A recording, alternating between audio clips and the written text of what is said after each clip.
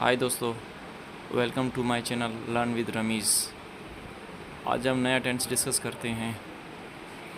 Let's start present perfect continuous tense. ये present tense का चौथा टेंस है।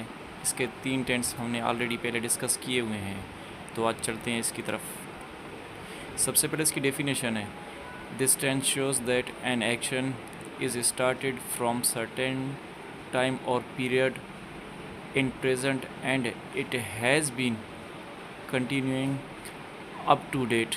दोस्तों, ये मैंने डेफिनेशन इसकी अपनी तरफ से लिखी है। आप अपनी तरफ से भी इसकी कोई डेफिनेशन बना सकते हैं, ठीक है ना, जो टेंस को शो करे।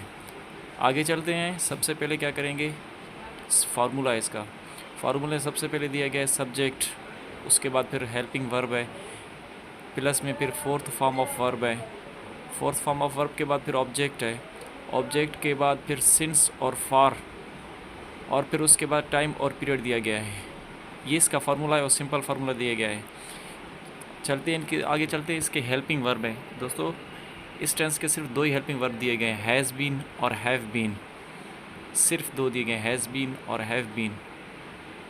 दोस्तों, आप चलते हैं एग्जाम्पल्स की तरफ। किसी भी टेंस को समझने के लिए उसके एग्जाम्पल्स को करना बहुत ज़रूरी होता है, ताकि वो हमें मुकम्मल समझ आ सके। तो चलते हैं आगे। फर्स्ट एग्जांपल है, he has been working since last morning. Second में, we have been playing hockey for our.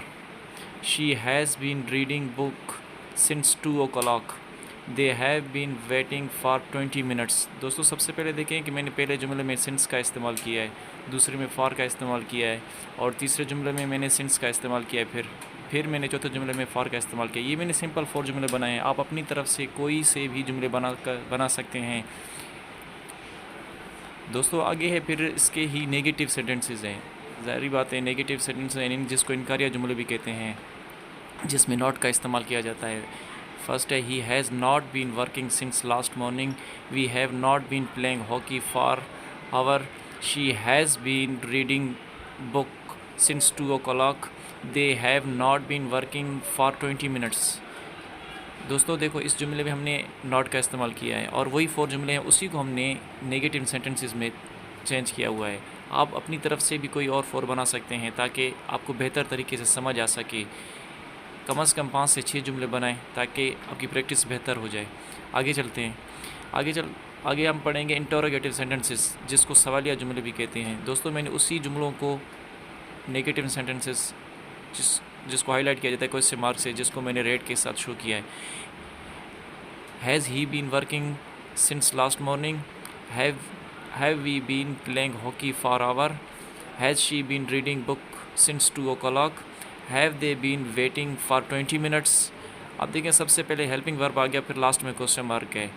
Interrogative sentences की पहचान यही होती है कि लास्ट में क्वेश्चन मार्क और पहले हेल्पिंग वर्ब दिए गए होते हैं। ये मैंने छोटे से और सिंपल जुमले लिखे हैं, आप अपनी तरफ से भी कुछ बना सकते हैं। लास्ट में पढ़ते हैं इंटरोगेटिव प्लस नेगेटिव सेंटेंसेस। सवाल या इनकारिया जुमले, जिसमें नॉट और क्वेश्चन मार्क का इस्तेमाल किया गया है। Has he not been working since last morning. Have we not been playing hockey for 1 hour। Have she not been reading book since 2 o'clock। Have they not been waiting for 20 minutes. देखिए, last में question mark है और सबसे पहले जुमलों में question mark, उसमें helping verb दिया गया है। उम्मीद है कि ये जुमले आपको समझ आ गए होंगे। शुक्रिया, थैंक यू फॉर वॉचिंग। अल्लाह हाफिज़।